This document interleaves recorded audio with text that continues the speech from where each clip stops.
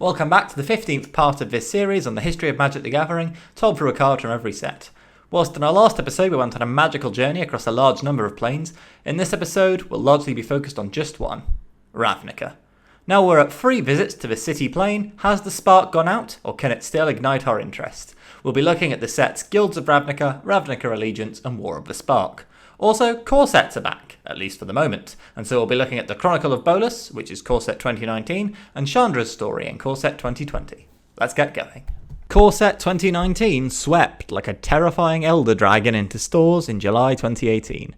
Core sets, as I've mentioned earlier, were temporarily discontinued after the release of Magic Origins in 2015, but core set 2019 brought them back, only for them to be discontinued again after core set 2021. I mean, they've sort of been discontinued. Adventures in the Forgotten Realms began life as a core set, and it still has that streamlined, simplified play environment, and Dominaria United, which is due to be released in Q3 next year, is also speculated to be a core set with a Dominarian coat of paint, but there won't be any more sets with core set in their name released anytime soon. But anyway, back to core set 2019. Core set 2019, Core set 2020, and Core set 2021 were all themed around different characters from Magic's lore. Core set 2019 is the Nicol Bolas set. It was released alongside the Chronicle of Bolas, a series of online chapters which provide the backstory of Magic's most famous villain. There's a new cycle of Elder Dragons, sort of modernised versions of the ones from Legends, which are beginning to show their age at this point. Additionally, all of the Planeswalkers in this set are characters who've been an integral part of Bolas' story in the past. Ajani fought with him in Alara Block, Tezzeret is his questionably loyal minion, Sarkhan travelled back in time and saved Ugin in their fight in Tarkir Block, and Vivian's a new character whose home plane he destroyed. Of course, there's also Liliana, who he just forced to become the commander of his undead army and will ultimately defeat him in War of the Spark. Now the Bolas set wouldn't be complete without a Bolas card. Our card to represent Core set 2019 is Nicol Bolas the Ravager. As a callback to the double-sided Gatewatch members in Magic Origins, Nicol Bolas the Ravager is a double-sided Planeswalker card. The only double-faced card in this set, in fact. For Grixis and 1, that's red, blue and black, Nicol Bolas the Ravager is a 4/4 flyer who makes your opponent discard a card when he enters play. Then, for Grixis and 4, he can be flipped over to become Nicol Bolas the Arisen. Bolas the Arisen starts with 7 loyalty, which is honestly pretty heartwarming, considering that Bolas typically isn't loyal to anyone but himself. For +2, you draw 2 cards. For -3, he deals 10 damage to target creature or planeswalker. For -4, he puts a creature or planeswalker in any graveyard into play under your control. And for -12, he exiles all but the bottom card of any player's library.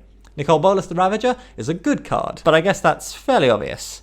He's the commander of lots of Bolas tribal decks, which are less good. Basically, you cram every Bolas Planeswalker, yes, even the terrible Planeswalker deck one, and every card with him in the artwork on it into one deck, and that's your strategy. To be fair, I think you can do a sort of alright, control-y, super frenzy sort of thing with Bolas Tribal, but it's not going to be competitive EDH level anytime soon. To wrap up, Core set 2019 serves as a sort of build-up for Bolas, a way of showing players that he's a scary guy and a big threat before the upcoming climax of the Bolas arc in War of the Spark. Guilds of Ravnica blasted into stores like an Izzet Electromancer in October of 2018. So here we are again, Ravnica Free, or as the community has nicknamed it, Return to Ravnica. Even though the block structure ended with Ixalan, Guilds of Ravnica, Ravnica Allegiance and War of the Spark all form a sort of unofficial free set block. Guilds actually has the same 4 guilds as in the first ever Ravnica set, City of Guilds. The Boros Legion, the Selesnya Conclave, House Demir and the Golgari Swarm. Oh, but the Izzet are thrown into this one as well. This way, every colour is represented twice in Guilds of Ravnica, and all 10 guilds appear over the course of this set and Ravnica Allegiance. The card I'm going to use to represent Guilds of Ravnica is one I really love. I know after my last episode that perhaps everyone else wasn't quite so fond of mono blue tempo as I am, but I promise, this card is part of a deck that I guarantee you'll enjoy. Divine Visitation is a 5-mana enchantment which turns every token you create into a 4/4 angel token with vigilance. Divine Visitation is an interesting card to evaluate. On the one hand, it's a 5-mana enchantment which will usually do absolutely nothing on the turn you play it. On the other hand, the amount of value you'll be able to generate with it once you untap on turn 6 can be ludicrous. It costs too much mana to be really viable in formats like Pioneer, Modern or anything older, but it works in Commander, where higher cost cards are generally more viable, and it was usable for a time when it was in Standard. Boros Visitation, the standard deck built around this card, saw some fringe tournament play. You combo this with a bunch of token generators and overwhelm your opponent with a huge swarm of Serra Angel tokens. Preferably, you go for cards that generate tokens that come into play already tapped and attacking, to work around the do-nothing nature of Divine Visitation. If it hits the field on turn 5, and you already have a Legion War Boss or a Leonin War Leader in play, then you might actually be getting your mana's worth right away. My personal favourite card to combo with Divine Visitations is Tianali's Summoner from Rivals of Ixalan. A 1-1 for 2, Tianali's Summoner lets you pay 1 red and X in order to generate X attacking 1-1 elemental tokens whenever it attacks. If you're in Magical Christmas Land, then on turn 6, with a Divine Visitation and a Tianali's Summoner in play, you can swing in with the Summoner and make 5 attacking 4/4 Angel tokens. That's 20 damage coming at your opponent in the air. Is this viable? No, absolutely not. There are a million different things that can go wrong at a million different opportunities. You need to keep a 1-1 alive for several turns without your opponent killing it off somehow. But when you do pull this off, it feels genuinely fantastic. Probably the actual most viable card to combo with Divine Visitation is Heroic Reinforcements, but that only gives you a paltry 10/10 attacking in the air, so clearly it's nowhere near as fun. Unfortunately, the usability of this card in Standard dropped off when War of the Spark cranked the power level up a bit, and when Throne of Eldraine came out, oh boy, this kind of jank just couldn't cut it anymore. Still, Divine Visitation remains a fun card to slot into token decks for Commander. Ravnica Allegiance allegedly got released in January 2019. To give some entirely subjective analysis for a moment, I think it's one of the better Ravnica sets actually. All of the guilds are reasonably well balanced, even if Rakdos can be a bit weak, and the mechanics are fun enough. But also, at this point we've had 8 sets on Ravnica, so it's not getting any points for originality. Fortunately, the next set to come along is going to shake things up significantly, but who knows what will happen when, and it probably is when, rather than if, we have a Ravnica 4, aka Return to Ravnica.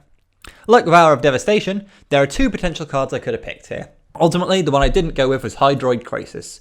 For 1 blue, 1 green and X, you gain half of X life, draw half of X cards, rounded down in both instances, and then it comes into play as a Hydroid Jellyfish Beast with X +1/+1 counters, flying and trample. Hydroid Crisis is a really powerful and impactful card. It made huge waves in Standard, and it's still amazing in blue/green +1 decks in other formats. But I mean, also, it's an overpowered Simic card. We talked about one of those last video, and we'll definitely be talking about one of those in the next video. Sorry, Hydroid Crisis, but we're moving you aside, and our card to represent Ravnica Allegiance is going to be Smothering Tithe. Smothering Tithe is one of those cards that feels like it's been around forever, even though it was first printed in 2019.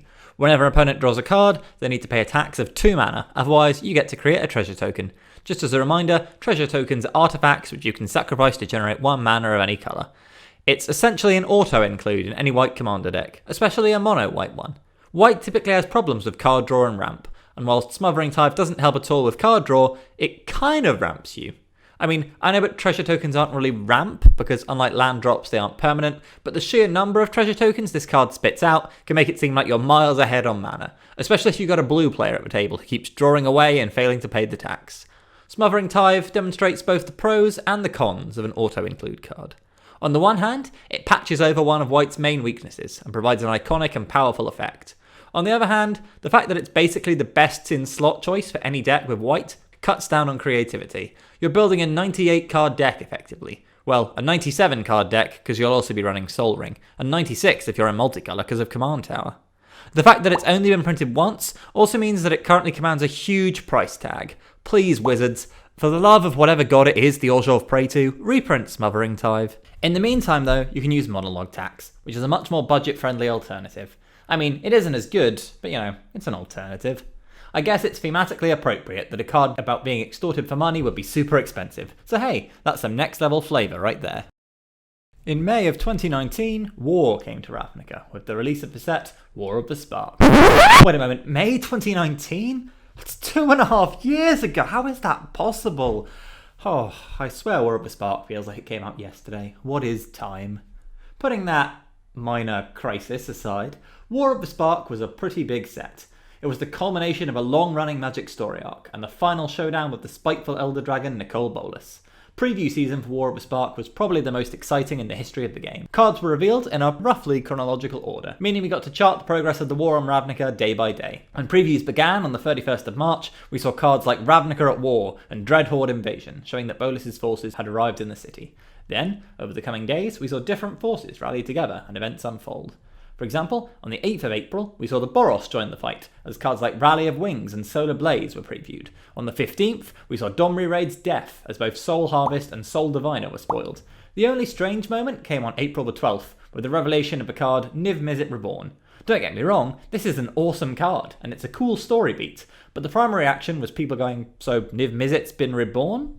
When did he die? The card Firemind's research in Guilds of Ravnica shows Niv Mizzet planning for his death. Look, there's a little ghost Niv Mizzet right next to him there. Foreshadowing, I guess. I guess it can be quite hard to tell a story through a card game. Still, I look back fondly on War of the Spark spoiler season, even with all the Niv Mizzet weirdness. The parade of cards still told the story of the war on Ravnica far more effectively than the novel adaptation. Anyway, I've talked a lot about spoiler season, what about the set itself? War of the Spark is the Planeswalker set. There's a Planeswalker card in every single War of the Spark pack.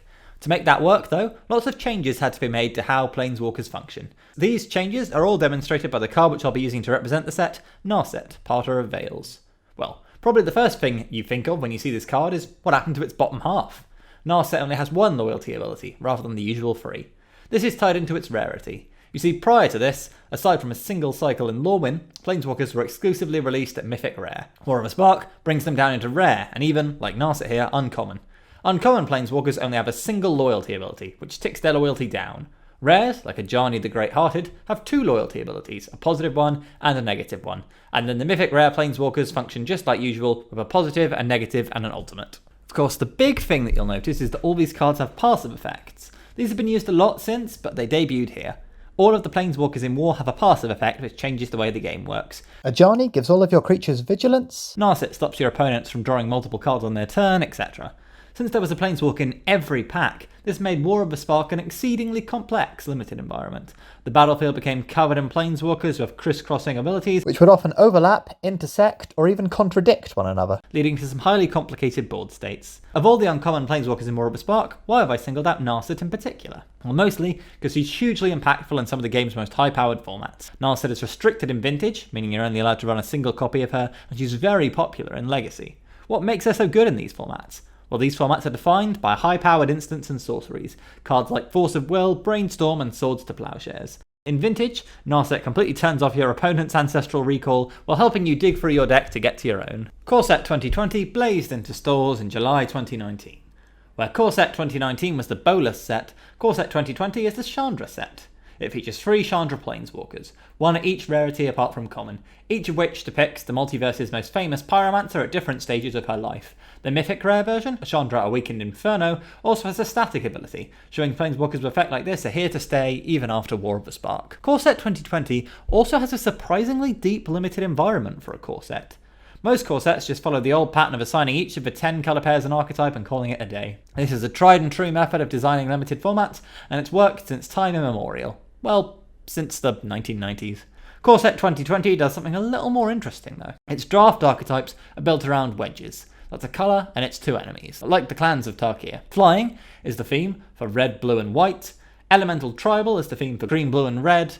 Go Wide is the theme for white, black and green. Aggro is the theme for red, white and black. And Control, with an emphasis on enter the battlefield effects, is the archetype for black, green and blue.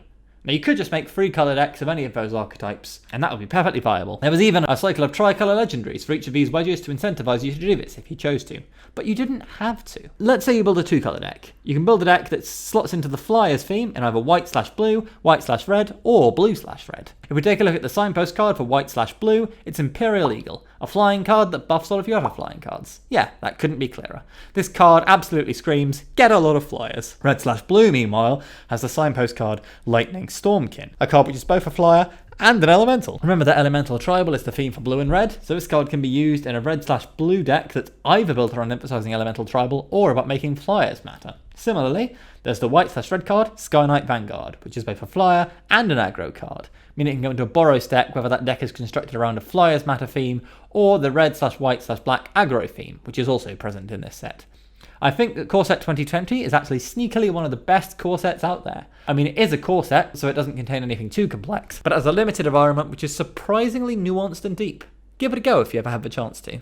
So anyway, that's enough discussing the nuts and bolts of Core Set 2020 as a limited environment. Which card am I going to use to represent it? Well, I'm sorry Chandra, but I'm afraid you've been upstaged in your very own core set.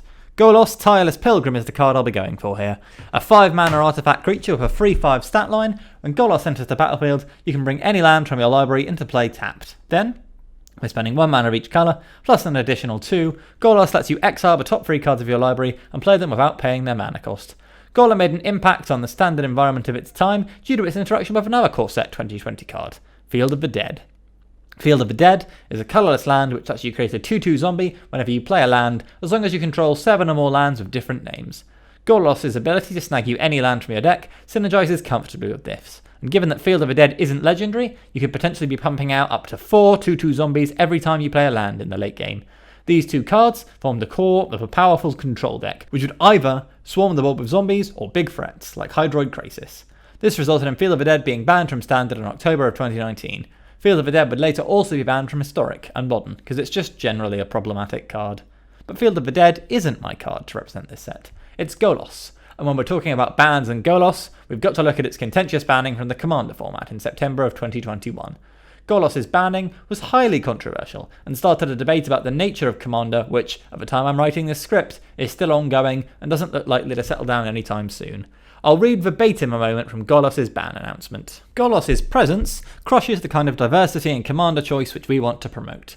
You can drop in Golos and a few 5-colour lands into a random deck and get all the ramp and card advantage you'd ever want from a commander, with no worries about your mana base. Golos' ability effectively reduces the command attacks to 1, and once you've hit 7 mana, with Golos assuring that you have Wooburg and helping you get there quickly, you don't need to do anything for the rest of the game except cast spells for free, something we always want to be careful about.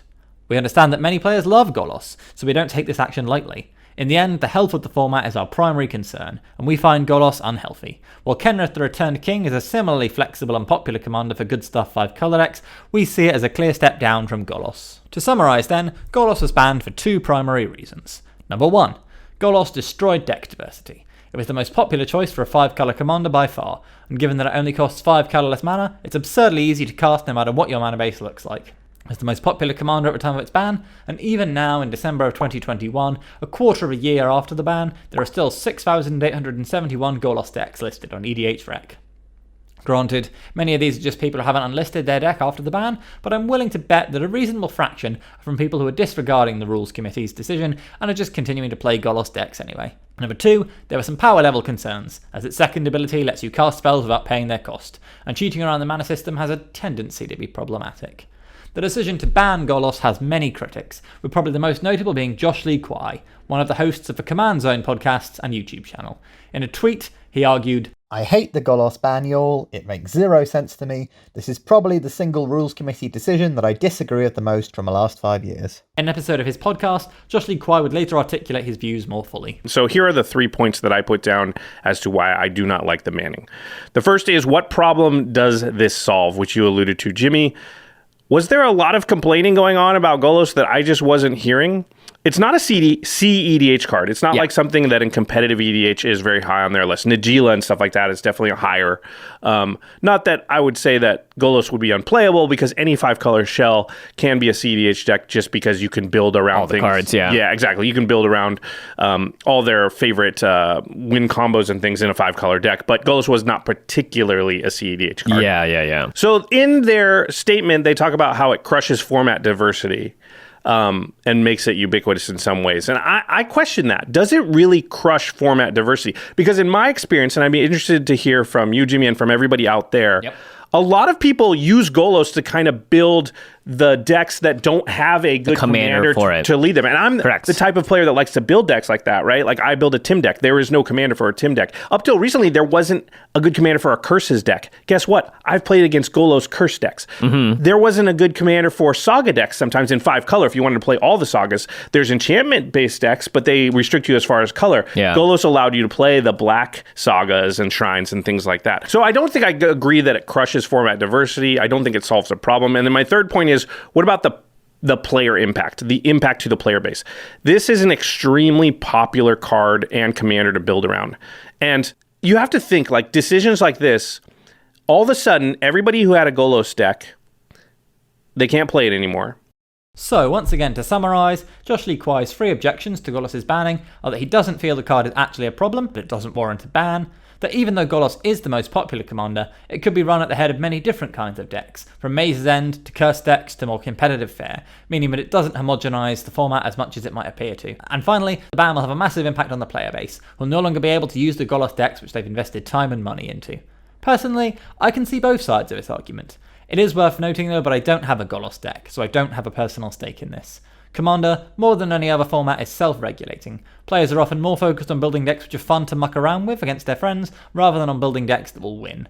By taking Golos away, the Rules Committee have deprived a lot of players of a potentially fun tool, which you could build neat decks with. But then, you could argue that Golos was getting overused and making the format stale. Whether banning Golos is an egregious overreach on the part of the Rules Committee or a necessary move for the health of the format isn't clear-cut, and I'm sure the debate will continue for a while yet. I'm curious to know what you all think though. It's been 4 months since the Golos ban now, and the dust has had a bit of time to settle. Do you agree or disagree with the ban decision? I've put a poll up alongside this video, so let me know via that. Thank you. And with that, Core Set 2020 is done.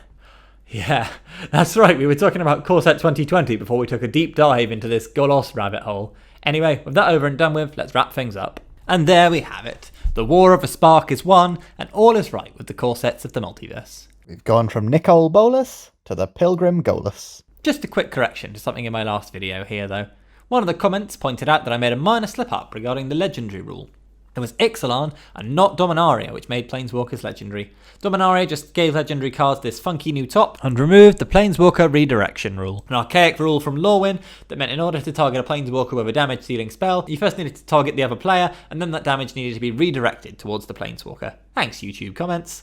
Coming up next we have Throne of Eldraine. Gee, I wonder what card I'll be using to represent that set. Followed by our return to the mythical world of Feros in Feros Beyond Death, a visit to Ikoria, the monstrous lair of behemoths, another core set with Core Set 2021, and finally, we'll be stopping off for a party on Zendikar, with Zendikar Rising.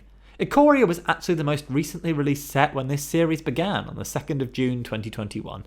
Ikoria was also the first set released during the pandemic, so the end of this series is drawing nearer with each episode.